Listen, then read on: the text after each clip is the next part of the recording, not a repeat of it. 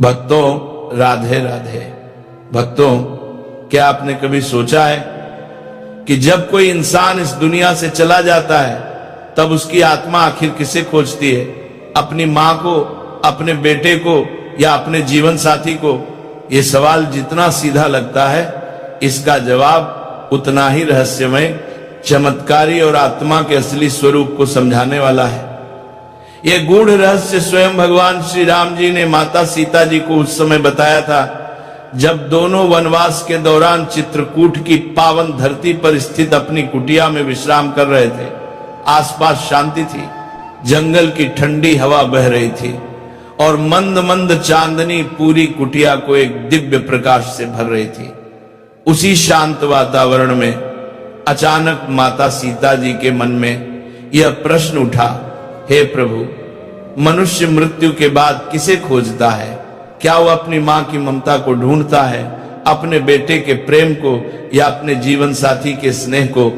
ये सुनकर भगवान श्री राम जी मुस्कुराए, लेकिन उनकी मुस्कान में गहरा संदेश छिपा था। वे बोले, हे देवी सीते, आपने ऐसा प्रश्न पूछकर केवल अपना नहीं बल्कि समस्त मानव जाति का कल्याण कर दिया है, क्योंकि यह प्रश्न आत्मा की उस अदृश्य यात्रा से जुड़ा हुआ है जिसे मनुष्य अपनी आंखों से देख नहीं पाता, परंतु उसकी सत्यता अपरिवर्तित रहती है। आज मैं आपको इस रहस्य का उत्तर एक ऐसी कथा के माध्यम से दूंगा जिसे यदि कोई मनुष्य आरंभ से अंत तक ध्यान पूर्वक सुन ले तो उसके पाप नष्ट हो जाते हैं, उसके मन का अंधकार मिट जाता है और उसे मोक्ष के द्वार तक पहुंचने का मार्ग मिल जाता है। लेकिन हे सीते, यदि कोई इस कथा को बीच से छोड़ देता है, उसे अधूरा सुनता है या मन लगाकर नहीं समझता, तो उस पर परमात्मा की कृपा पूर्ण रूप से नहीं होती, क्योंकि सत्य को आधा जानना अज्ञान से भी अधिक खतरनाक होता है। माता सीता जी बोली, हे प्रभु, मैं इस कथा को पूरी श्रद्धा से सुनूंगी और इसे संसार तक पहुंचाने का संकल्प भी लेती हूं, ताकि हर मनुष्य मृत्यु के बाद की यात्रा को समझ सके और धर्म के मार्ग पर चले। तब भगवान श्री राम जी एक दिव्य गंभीर स्वर में कथा आरंभ करते हुए बोले, हे देवी, मृत्यु का प्रश्न सरल नहीं है। यह केवल शरीर की समाप्ति नहीं बल्कि आत्मा की एक नई शुरुआत है। आपने पूछा कि आत्मा मरने के बाद किसे ढूंढती है, पर इसका उत्तर समझने के लिए पहले यह समझना आवश्यक है कि आत्मा मृत्यु के बाद किन किन अवस्थाओं से गुजरती है। हिंदू धर्म का पवित्र और दिव्य ग्रंथ गरुड़ पुराण उस अदृश्य यात्रा का विस्तृत वर्णन करता है जिसे कोई साधारण आंख नहीं देख सकती। इसमें बताया गया है कि मृत्यु के क्षण से लेकर अगले लोक तक जाने तक आत्मा किन किन पड़ावों से गुजरती है, किसे पुकारती है, किसे देखती है, किन बातों से डरती है, किन बातों से खुश होती है और किस चीज की तलाश करती है। श्री राम जी बोले, हे सीते, मनुष्य का शरीर भले ही धरती पर रह जाता है, लेकिन आत्मा की यात्रा तो उसके बाद शुरू होती है। आत्मा तुरंत अपने प्रियजनों को याद करती है, लेकिन किसे सबसे पहले खोजती है, यह बहुत बड़ा रहस्य है। यह रहस्य तभी समझ में आता है जब व्यक्ति गरुड़ पुराण के ज्ञान को दिल से स्वीकार करता है, क्योंकि मनुष्य सोचता है कि संबंध शरीर से जुड़े हैं, पर आत्मा का संबंध कर्मों और भावनाओं से होता है। यही कारण है कि मृत्यु के बाद आत्मा कभी मां को खोजती है, कभी बेटे को और कभी जीवन साथी को। लेकिन कौन पहले आता है, यह उसके जीवन के कर्मों और भावनाओं पर निर्भर करता है। और अब सीते, मैं तुम्हें वह अद्भुत कथा सुनाने जा रहा हूं जो बताती है कि आत्मा सबसे पहले किसे पुकारती है और क्यों। यह कथा जितनी पवित्र है उतनी ही जीवन बदल देने वाली भी है। भक्तों, गरुड़ पुराण के अनुसार आत्मा मरने के बाद कहां जाती है, किसे खोजती है और किन रहस्यमय अवस्थाओं अंसे होकर गुजरती है, यह सब कुछ मनुष्य के जीवन भर के कर्मों, उसके संस्कारों, उसकी इच्छाओं और मृत्यु के समय की मानसिक व आध्यात्मिक स्थिति पर निर्भर करता है।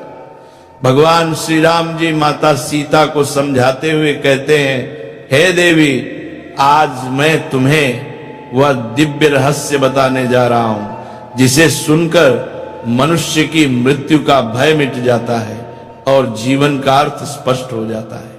हे सीते, आत्मा की यात्रा शुरू होती है वहीं से जहां शरीर का अंत होता है। मृत्यु का क्षण जितना दुखद लगता है उतना ही गहरा आध्यात्मिक रहस्य उसमें छिपा होता है। जैसे जैसे जीवन की डोरी कमजोर होने लगती है वैसे वैसे मनुष्य को सूक्ष्म संकेत मिलने शुरू हो जाते हैं। कभी ऐसा लगता है कोई अदृश्य शक्ति उसे पुकार रही है, कभी ऐसा लगता है जैसे कोई पुरखा, कोई पूर्वज, कोई दिव्य रूप सामने खड़ा है। शरीर धीरे धीरे भारी होने लगता है, पैरों से शुरू होकर एक ठंडक ऊपर की ओर बढ़ती है, सांस कभी तेज होती है, कभी बहुत धीमी, और जैसे ही जीवन की अंतिम लौ बुझने लगती है उसी क्षण आत्मा एक तीव्र ऊर्जा तरंग के साथ शरीर से बाहर निकल जाती है, लेकिन उसे इसका पता भी नहीं चलता। उसे लगता है कि वह अभी भी जीवित है। वह अपने परिवार वालों को देखती है, उनके रोने की आवाजें सुनती है, उनके हाथ पांव पटकने की आवाजें सुनती है, लेकिन वह समझ नहीं पाती कि वे उसे क्यों नहीं देख पा रहे। आत्मा अपने प्रियजनों को रोकना चाहती है, कहना चाहती है मैं यही हूं, रो मत, लेकिन उसका स्वर शून्य में खो जाता है। आत्मा घबराकर हवा में कांपती है, कभी दरवाजे हिलाती है, कभी खिड़की की ओर बहती है, कभी किसी सदस्य के सपने में जाकर सांत्वना देती है कि मैं ठीक हूं। यह आत्मा के भ्रम की अवस्था है, क्योंकि आत्मा को नया शरीर नहीं मिलता पर पुरानी दुनिया छोड़ने का भय बना रहता है। जो लोग जीवन में सज्जन, सत्यपरायण, दयालु और धर्मशील होते हैं उनकी आत्मा शरीर से आसानी से निकल जाती है, बिना भय, बिना दर्द। पर जिनके पाप अधिक होते हैं, जो लोभ, मोह और क्रोध में डूबे रहते हैं, उनकी आत्मा के अलग होने का क्षण बहुत पीड़ादायक होता है। इसके बाद शरीर ठंडा पड़ जाता है, आंखें स्थिर हो जाती हैं और सांसें थम जाती हैं, लेकिन आत्मा अभी भी सोचती है कि शायद ये कोई सपना है।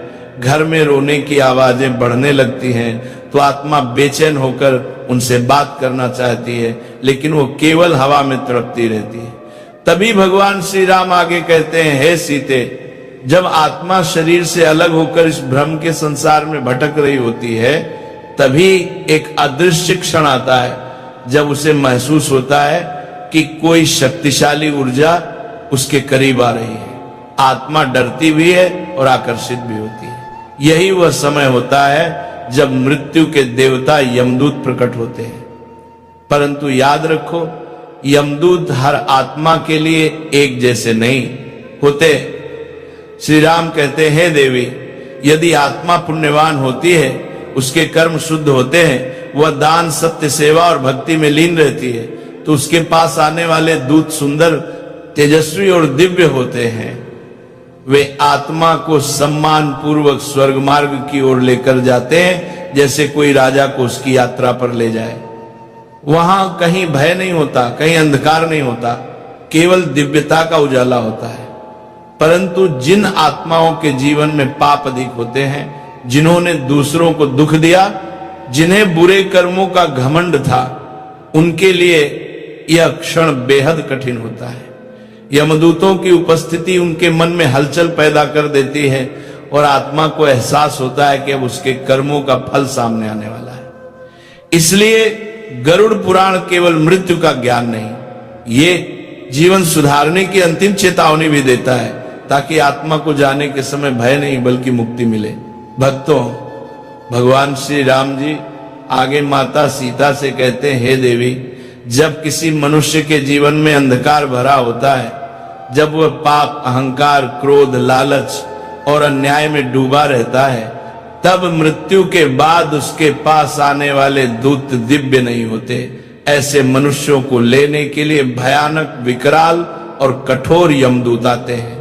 उनके स्वर से आकाश कांप उठता है, उनकी उपस्थिति से आत्मा भय से थरथराने लगती है। वह आत्मा रोती है, चिल्लाती है, दया मांगती है, लेकिन उसके कर्मों का बंधन इतना भारी होता है कि यमदूत उसे पकड़कर निर्दयता से नरक की ओर ले जाते हैं। इस यात्रा में चीखें भी होती हैं, पछतावा भी होता है और आत्मा को अपने ही किए कर्म काटने लगते हैं। परंतु यह सब केवल शुरुआत होती है, क्योंकि इसके बाद आत्मा को सबसे बड़ा सत्य दिखाया जाता है, उसके पूरे जीवन का दर्पण। हे देवी, जब आत्मा इस दर्पण के सामने खड़ी होती है, तब एक एक पल, एक एक बात, एक एक कर्म उसे स्पष्ट दिखाई देता है। जो भी पुण्य कर्म उसने किए थे, वे उसकी चेतना में प्रकाश, आनंद, शांति और संतोष की मधुर लहरें भर देते हैं। और जो जो गलतियां उसने की थीं, वे उसके भीतर भय, दुख और गहरे पश्चाताप के तूफान खड़े कर देती है। आत्मा समझ जाती है कि कोई भी कर्म व्यर्थ नहीं जाता। तब यमदूत कहते हैं, अब तुम्हारा समय इस धरती पर समाप्त हो चुका है, आगे की यात्रा तुम्हारे ही कर्मों के अनुसार तय होगी। इसके बाद भगवान श्री राम जी कहते हैं, हे सीते, मृत्यु के तुरंत बाद आत्मा की यात्रा समाप्त नहीं हो जाती। गरुड़ पुराण बताता है कि आत्मा मृत्यु के बाद 13 दिनों तक इसी लोक में रहती है, परंतु यह समय सामान्य नहीं होता। पहले 3 दिन आत्मा सबसे अधिक भ्रम में रहती है। उसे लगता है कि वह अभी भी जीवित है। वह अपने घर में घूमती है, परिवार वालों को पुकारती है, उनके पास बैठती है, छूने की कोशिश करती है, पर कोई उसे महसूस नहीं कर पाता। यदि मृत्यु अचानक या दुखद हो तो आत्मा बेचैनी, डर और दर्द से घिरी रहती है।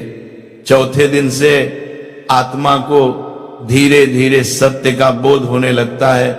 वह समझने लगती है कि अब वह शरीर का भाग नहीं है। यदि परिवार धार्मिक विधि विधान से क्रियाएं करता है, दीपक जलाए जाते हैं, मंत्र पढ़े जाते हैं, पिंडदान किया जाता है, तो आत्मा को राहत मिलती है, जैसे उसके बोझ धीरे धीरे हल्के हो रहे हो। परंतु जिनकी इच्छाएं अधूरी रह जाती हैं, जिनका मन मोह में अटका होता है, उनकी आत्मा शांत रहती है, इधर उधर भटकती रहती है। कभी सपने में आकर संदेश देती है, कभी घर में हल्की हवा, अचानक सुगंध या दीपक का बुझना जलगना जैसे संकेत छोड़ती है। हे देवी, ये आत्मा की मौन पुकार होती है, मुझे याद करो, मुझे शांति दो। 7वें से 10वें दिन तक आत्मा के भीतर एक नई समझ जन्म लेती है। वह पृथ्वी से अपने बंधन ढीले होते महसूस करती है और 13वें दिन पिंडदान और श्राद्ध जैसे पवित्र कर्म उसके अगले लोक का द्वार खोलते हैं। जिस आत्मा ने जीवन में धर्म और पुण्य कमाया होता है, उसे देवदूत प्रकाश मार्ग से स्वर्ग की ओर ले जाते हैं, और जिसने पापों का बोझ उठाया होता है, उसे यमदूत न्याय के मार्ग से नरक की ओर ले जाते हैं। फिर भगवान श्री राम जी कहते हैं, हे सीते, आत्मा मृत्यु के बाद भी संकेत देती है। जब आत्मा मोह में बंधी होती है, तो अपने प्रियजनों तक संदेश पहुंचाने की कोशिश करती है। कभी सपने में आकर, कभी कमरे में अचानक हवा चलाकर, कभी घर में मनमोहक सुगंध फैलाकर, कभी किसी वस्तु को हिलाकर। ये सब डराने के लिए नहीं होता, बल्कि ये बताने के लिए होता है कि आत्मा अभी पृथ्वी से पूरी तरह मुक्त नहीं हुई है। गरुड़ पुराण कहता है कि शरीर तो मृत्यु के साथ छोड़ दिया जाता है, परंतु चेतना बनी रहती है, और यही चेतना आत्मा को उसके अगले लोक तक ले जाती है। भक्तों, भगवान श्री राम जी माता सीता को आगे समझाते हुए कहते हैं, हे देवी, आत्मा जब देह से अलग हो जाती है, तब वह एक अत्यंत सूक्ष्म अवस्था में प्रवेश करती है, जहां वह अपने परिवार को साफ साफ देख सकती है, उनकी बातें सुन सकती है, उनके रोने धोने को महसूस कर सकती है, लेकिन बोल नहीं पाती, क्योंकि अब उसके पास शरीर के वे साधन नहीं होते जिनसे ध्वनि निकलती है। आत्मा सिर्फ चेतना होती है, न स्वर, न स्पर्श, न देह, केवल अनुभव और ऊर्जा। इसीलिए जब आत्मा की भावना गहरी होती है, जब किसी से उसका प्रेम अधूरा होता है, जब कोई संदेश देना जरूरी होता है, तब वह बिना बोले ही संवाद करना शुरू कर देती है। कभी वह स्वप्न के माध्यम से आती है, कभी अचानक एक मीठी दिव्य सुगंध बनकर कमरे में फैल जाती है, कभी पंखे, बल्ब या कोई वस्तु अचानक अपने आप बंद चालू होने लगती है। ये डराने के लिए नहीं, बल्कि मैं यहां हूं कहने का मौन संकेत होता है। हे देवी, मोक्ष का अर्थ यही है जब आत्मा अपने सारे बंधन, सारे भय, सारे कर्मों के फलों को छोड़कर परमात्मा में पूरी तरह विलीन हो जाती है। वह फिर न लौटती है, न भटकती है, न संकेत देती है। यह आत्मा की सबसे ऊंची अवस्था है। परंतु जो आत्माएं स्वर्ग या नरक जाती हैं, वे अपने अपने कर्मों का फल भोगती हैं और पृथ्वी के कार्यों में हस्तक्षेप नहीं करती। लेकिन जो आत्माएं अधूरी इच्छाओं में बंध जाती हैं, जो अपने परिवार के लिए चिंता छोड़ नहीं पाती, जो अचानक मृत्यु के कारण भ्रम और पीड़ा में फंस जाती हैं, वे कभी कभी संकेत देकर सहायता चाहती हैं। गरुड़ पुराण बताता है कि हमारे पितृ यानी हमारे पूर्वज पितृलोक में निवास करते हैं।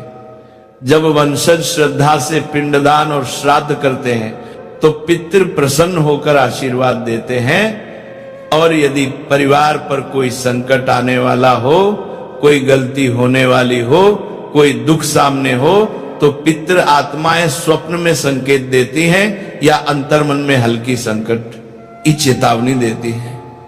बहुत लोग बताते हैं कि जब वे किसी बड़े हादसे से बचे, जब अचानक उन्हें किसी अदृश्य शक्ति का संरक्षण महसूस हुआ, तो वो कोई देवता नहीं बल्कि उनके ही पितरों की आत्माएं थी जो कठिन समय में उनकी रक्षा करती रही। हे देवी सीता, जब घर में श्राद्ध, पिंडदान, हवन या धार्मिक पाठ होता है तो आत्माएं प्रसन्न होकर उस घर में दिव्य ऊर्जा भर देती हैं, मानसिक शांति आती है, भय दूर होता है, घर परिवार में समृद्धि बढ़ती है। आत्माएं केवल स्वप्न में ही नहीं बल्कि विचारों के माध्यम से भी संवाद करती हैं। कभी किसी निर्णय में मन अचानक सही गलत का संकेत दे दे, कभी कोई अनजाना डर रोक दे, कभी कोई मधुर अनुभूति आगे बढ़ा दे। ये सब सूक्ष्म संवाद हैं जिनमें प्रेम भी छिपा होता है। प्रेम चेतावनी भी और आशीर्वाद भी। भगवान श्री राम जी कहते हैं, हे सीते, आत्माओं को प्रसन्न रखने, उन्हें सम्मान देने और उन्हें शांति देने के लिए मनुष्य को हर वर्ष पितृपक्ष में श्रद्धा और पिंडदान करना चाहिए। गरुड़ पुराण, पितृ स्तोत्र और महामृत्युंजय मंत्र का पाठ करना चाहिए। गरीबों को भोजन और दान देना चाहिए। इससे न सिर्फ पितृ आत्माएं प्रसन्न रहती हैं बल्कि परिवार की रक्षा भी करती हैं। लेकिन हे देवी, जो आत्माएं अत्यधिक अधूरी इच्छाओं में फंसी रहती हैं, जो दुख और मोह में बंधी होती हैं, वे कभी कभी बेचैन और खतरनाक भी हो जाती हैं, और उन्हें शांति दिलाने के लिए विशेष पूजा, पाठ, मंत्र, जाप और दान की आवश्यकता होती है ताकि उनका कष्ट समाप्त हो जाए और वे अपने अगले लोक की ओर बढ़ सके। भक्तों, भगवान श्री राम जी माता सीता से आगे कहते हैं, हे देवी सीते, क्या कभी आपको ऐसा महसूस हुआ है कि जब जीवन में सब कुछ बिखर रहा होता है, जब रास्ते बंद होने लगते हैं, जब मन निराशा के अंधेरे में डूब जाता है, तभी अचानक किसी अदृश्य शक्ति का हाथ आपको संभाल लेता है? कभी कोई रास्ता अपने आप खुल जाता है, कभी कोई बुरा घटना टल जाती है, कभी कोई सही निर्णय अचानक मन में उतर आता है। हे सीते, ये संयोग नहीं होता, ये हमारे पूर्वजों की आत्माओं का मार्गदर्शन होता है। कभी परमात्मा का संकेत होता है तो कभी हमारे अपने अच्छे कर्मों की उजली छाया होती है। इन्हीं दिव्य संकेतों के बाद भगवान श्री राम जी आत्मा के सबसे गहरे प्रश्न पर बात करते हैं। हे देवी, मनुष्य मरने के बाद आत्मा किसे खोजती है? अपनी मां को, अपने बेटे को, अपने पति को या अपनी पत्नी को? यह प्रश्न जितना भावुक है उतना ही रहस्य और आध्यात्मिक गहराई से भरा हुआ है। गरुड़ पुराण, ब्रह्म वैवर्त पुराण और कई संतों की वाणी में इसका उत्तर मिलता है। आत्मा शरीर छोड़ने के बाद सबसे पहले उसी संबंध को खोजती है जिसके साथ उसका सबसे गहरा मोह होता है। ध्यान रहे, ये मोह रिश्ते के नाम से नहीं बल्कि भावना की गहराई से जुड़ा होता है। यदि किसी व्यक्ति का अपनी मां से अत्यंत प्रेम था, अधूरा गहरा भावनात्मक तो आत्मा सबसे पहले मां को ही खोजती है, चाहे मां जीवित हो या दिवंगत। यदि जीवन भर किसी संतान के प्रति चिंता, लगाव या अधूरी जिम्मेदारी रही हो तो आत्मा अपने बच्चे के आसपास भटकती है, कभी स्वप्न में आती है, कभी हवा के रूप में स्पर्श देती है, कभी घर में उपस्थिति का आभास कराती है। यदि पति पत्नी के बीच प्रेम अधूरा रह गया हो, अचानक मृत्यु ने उन्हें अलग कर दिया हो, तो आत्मा अपने प्रिय जीवन साथी को खोजती रहती है, उसकी पीड़ा को महसूस करती है, उसके दुख में साथ होती है। आत्मा न नाम से पहचानी जाती है न रूप से, वह केवल भावनाओं, संस्कारों और अधूरी इच्छाओं की ऊर्जा होती है। जहां प्रेम गहरा होता है, जहां पीड़ा अधूरी होती है, जहां किसी बात का बंधन टूटता नहीं, आत्मा वहीं खींची चली जाती है। हे सीते, इसे एक उदाहरण से समझो। एक मां जो अपने छोटे बच्चे को दुनिया में छोड़कर चली गई, वो आत्मा बार बार उसके सपनों में आती है, उसकी रक्षा करती है, उसे संकेत देती है कि मैं यहीं हूं, चिंतित मत हो। एक पत्नी जो असमय मृत्यु से पति को छोड़कर चली गई, उसकी आत्मा पति की अकेलेपन की पीड़ा को महसूस करती है और कभी कभी उसे सांत्वना देने के लिए स्वप्न में प्रकट होती है। एक वृद्ध व्यक्ति जो जीवन भर मां की ममता तरसता रहा, उसकी आत्मा मृत्यु के बाद भी उसी ममता को खोजती है। इस प्रकार आत्मा मां, बेटा, पति, पत्नी, इनमें से किसी भी रूप में उसी को खोजती है जिसके साथ उसका सबसे गहरा भावनात्मक बंधन रहा हो। जहां प्रेम सच्चा होता है, जहां संबंध अधूरा होता है, जहां मन का दर्द दबा होता है, आत्मा वहीं खींची जाती है। भक्तों, अंत में भगवान श्री राम जी कहते हैं, हे देवी सीते, आज जो रहस्य आपने सुना, यदि इसने आपके हृदय को छुआ है, यदि इससे आपके मन में ईश्वर के प्रति श्रद्धा और आत्मा के प्रति समझ बढ़ी है, तो इसे अपने परिवार, अपने मित्रों, अपने प्रियजनों तक पहुंचाना ही इस ज्ञान का सच्चा फल है। क्योंकि यह ज्ञान केवल कहानी नहीं, बल्कि मानव जाति के कल्याण का द्वार है। आत्मा के इस रहस्य को जो भी सच्चे मन से समझ लेता है, उसके जीवन से भय मिट जाता है, भ्रम दूर हो जाता है और मोक्ष का मार्ग स्पष्ट होने लगता है। हे भक्तों, इसी के साथ यह दिव्य कथा समाप्त होती है, पर इसका प्रभाव आपके जीवन पर अभी से शुरू हो चुका है। यह ज्ञान आपके भीतर प्रकाश जगाए, शांति दे और आपके मार्ग को आलोकित करे।